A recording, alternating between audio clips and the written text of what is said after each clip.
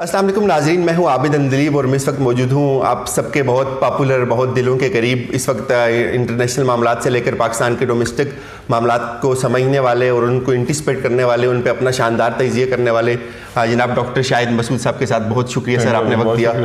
नाज़रीन, इस वक्त पाकिस्तान आलमी सतह से लेकर डोमेस्टिक मामलात तक बड़े मसाइल में घिरा हुआ है। इन सारी चीज़ों को समझने के लिए हम डॉक्टर शाहिद साहब मसूद साहब के साथ जो है वो इस वक्त मौजूद हैं।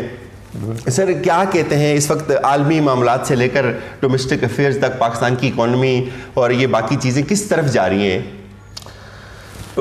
बड़ी तब्दीली है यार, हर तरफ जो है। आप अमेरिका से शुरू करें, उनकी ट्रेड वॉर, चाइना तक चले जाएं, चाइना के साथ फिर आप मतलब कहाँ से शुरू करें, जिस जगह आप पूरा नक्शा खोल के आप जिस जगह पे हाथ रखें, उंगली रखें, उस जगह पर दुनिया के नक्शे में कुछ ना कुछ हो रहा है। बल्कि अब तो मेरे ख्याल से वो कहकशाओं में भी ये रख दे तो ब्लैक होल निकल रहे हैं।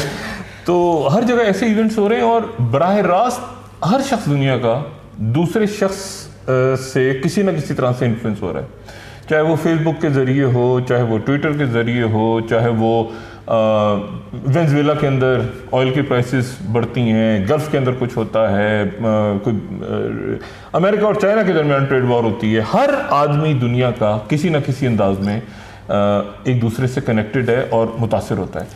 तो मेरा ख्याल है कि अब पाकिस्तान में जहाँ तक सूरत हाल है, हम लोग शायद अभी तक समझ नहीं पा रहे, अभी तक हम लोग बतौर एक कौम समझ नहीं पा रहे कि हम किस कदर ख़तरनाक दुनिया में रह रहे हैं।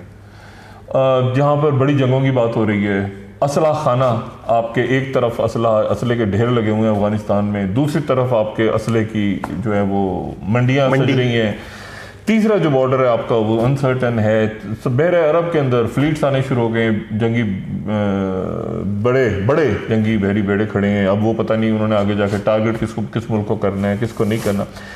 और यहाँ बदकिस्मती से पाकिस्तान के अंदर कुछ फैसले मेरा ख्याल है कि जो 70 साल के या 80 साल के फैसले बहुत पहले कर लेने चाहिए थे, बहुत पहले कर लेने चाहिए थे। वही फैसले जो हैं, वही फैसले अभी तक नहीं हो सके। तो मेरा ख्याल है कि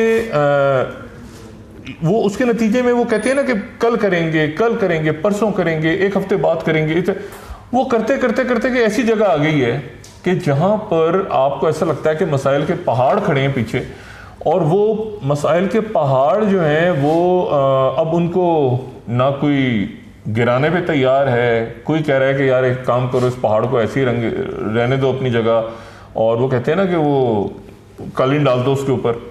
लेकिन मसला ये कि वो पहाड़ अब रहे नहीं है, वो आतिश फिशा बन चुके हैं, और वो आतिश फिशा के ऊपर अगर आप कालीन बिछा के और घास लगा के और बैठे होंगे और कहेंगे कि पिकनिक मनाएंगे, कवर हो जाएगा, तो अब वो पहाड़ आतिश फिशा हैं। आपको किसी ना किसी, वो मेरे ख्याल से स्टेज आ गई है पाकिस्तान में कि अब आपको वो जो पहाड़ हैं या तो उन्हें काटना है, तय करना है कि या तो पहाड़ी ख़त्म करने हैं या उनके अंदर से सड़कें बनानी है, आगे निकलना है आपको। रुकावट ही है ना पहाड़ को, मैं बताऊँ रुकावट ले रहा हूँ कि वो एक गंदगी, एक पूरा सिस्टम है। और पाकिस्तान में एक सिस्टम गिर रहा है, नया सिस्टम इस पे से तलू होगा, किस शक्ल में होगा, किस शक्ल में नहीं होगा, वो कहना प्रीमेच्योर है। लेकिन ये तो तय है कि ये सिस्टम तो गिर रहा है हर सतह पर। सर, आपने नए पाकिस्तान की बड़ी बात की है, उसमें आपकी बड़ी मेहनत शामिल है कि पाकिस्तान से करप्शन ख़त्म हो, लूटी हुई दौलत बाहर से वापस आए। आप अपने प्रोग्राम में हमेशा वो टैग लगा के करते थे कि बदमाशिया का जो है ना आखिरी दौर चल रहा है। तो आप ये समझते हैं कि इस वक्त वो गिरफ्त हुकूमत की मजबूत पड़ रही है या चीज़ें थोड़ा सा जो है वो इधर उधर जा रही हैं? एक तो हुकूमत है ना, हुकूमत तो मुशर्रफ साहब की भी थी, जरदारी साहब की भी थी, नवाज शरीफ साहब की भी थी, इमरान साहब की भी है, एक है रियासत। सही। देखिए, दो बातें मैं हमेशा करता था कि लोगों के चेहरों से पहले निकाब उतरेंगे, ये भी कहता था ना। देखिए, जब तक चीजें एक्सपोज नहीं होंगी ना आपके साथ, पता नहीं चलेगा ना। आप किसी को, उस वक्त मैं कहता था एक मिनट ठहर जाए यार, ये जमीनों के अंदर सबसे बड़ी गड़बड़ हो रही है, ये पैसा ऐसे जाता है, ये कैरियर्स होते हैं, ये मॉडल्स अयान अली की शक्ल के बेशुमार, एक नहीं है, ये तो लिस्टें की लिस्टें बनी हुई हैं। तो बात यह है कि लोगों को समझ आना शुरू हुआ आहिस्ता कि ऐसा भी होता है, ऐसा भी होता है, ऐसा भी होता है। तो पहले तो लोगों को एजुकेट किया, जो कि अब माशाल्लाह आप लोग कर रहे हैं। बिल्कुल। और पहले तो आप लोगों को बताएं ना कि ऐसा भी हो सकता है, पहले मानने को तैयार ही नहीं थे कि यार ये कैसे मुमकिन है, यार ये कैसे मुमकिन है।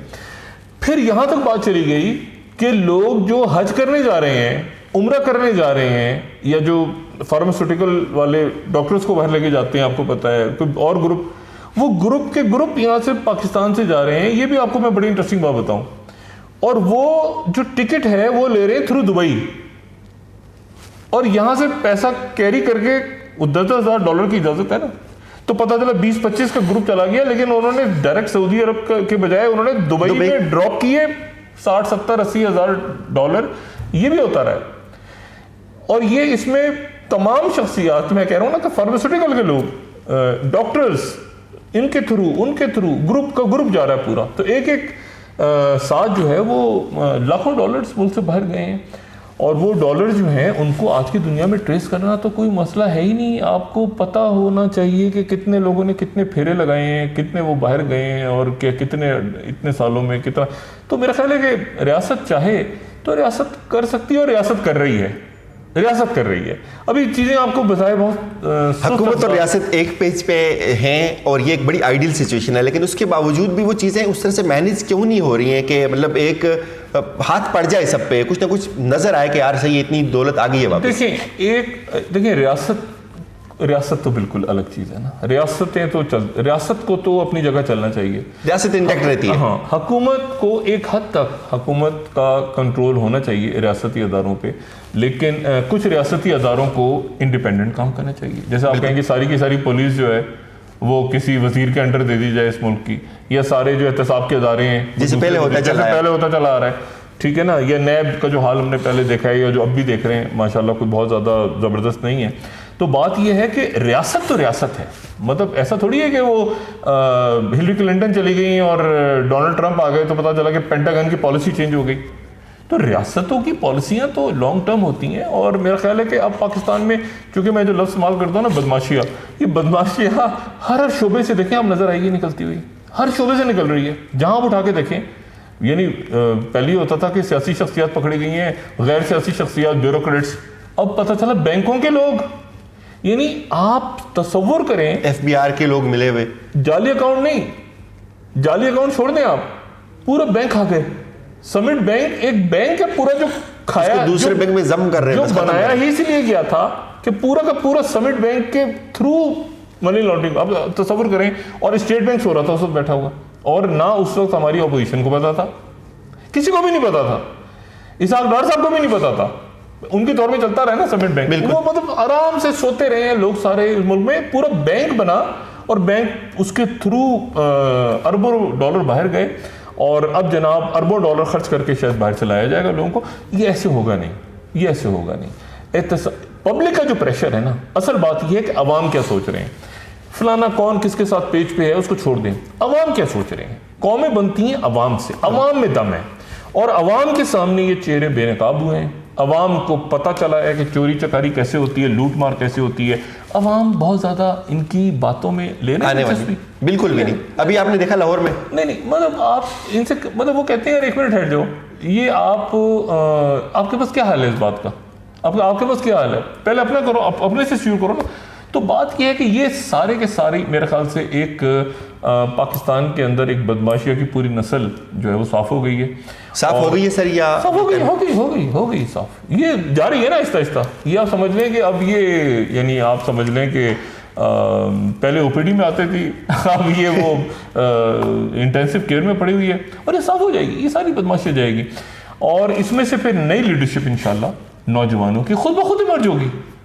دیکھیں نوجوان کتنا باشعور ہے, آپ دیکھیں عام نوجوانوں کو بھی چھوڑ دیں, عام لوگ کتنے باشعور ہیں. سبزی جو فروخت کر رہا ہے, جو اسکولوں میں ٹیچرز ہیں, جو آپ کے انجینئرز ہیں, جو ڈاکٹرز ہیں, جو ملک سے باہر لوگ ہیں, وہ آپ کے خیال سے اس گھونسلے میں آئیں گے ان کے کہ جی اس کی باری چلی گئی تو اس کی باری لے آؤ, تو اس کی باری چلی گئی تو اس کی باری لے آؤ. ایسا تو پاسبل ہی نہیں. یہ ابھی تو آپ نے دیکھا, پھر کہتے ہیں وہ کہتے ہیں نوجوان قیادت ہم نے دے دی, ایک طرف مریم کو بٹھا دیا, ایک طرف بلاول کو بٹھا دیا, افطاری بھی ہو گئی حکومت کو ایک طرف سے پریشر کرنے کے لیے. تو یہ ان سے پاکستان کی جان چھوٹے گی سر, یہ جو اس طرح کی خاندانی وراثت میں وراثت نوجوان قیادت بالکل ہے. پہلے تو یہ طے ہو کہ نوجوان کس عمر میں ہوتا ہے.